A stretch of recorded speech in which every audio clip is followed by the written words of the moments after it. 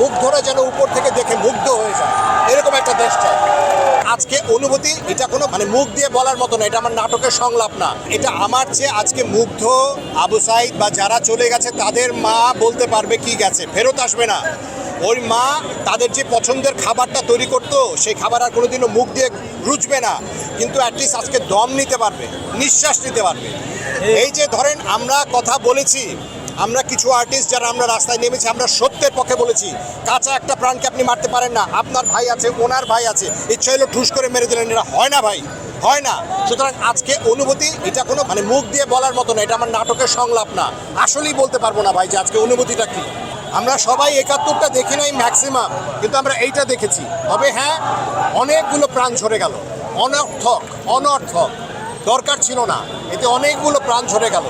তারপর হ্যাঁ, এই সময়টা আমরা দেখেছি আমরা যে সত্যিকার অর্থে স্বাধীন হয়েছি।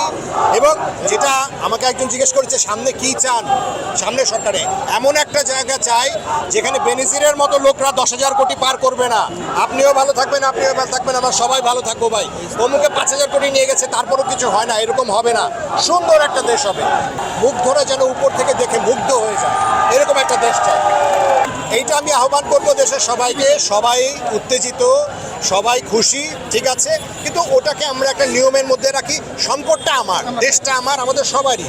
নষ্ট হলে কিন্তু ভাই আমাদের ট্যাক্সের টাকা দিয়ে আবার তৈরি করতে হবে। দরকার কি, খুশিটা সুন্দরভাবে করি, খুশিটা আনন্দের সাথে করি, কিন্তু দেশের সম্পদ আমরা কেউ ভাঙচুর না করি। দেশের সম্পদ সুন্দরভাবে থাক, আনন্দ করবো, মিষ্টি খাবো, ঠিক আছে, ও পর্যন্তই চলুক।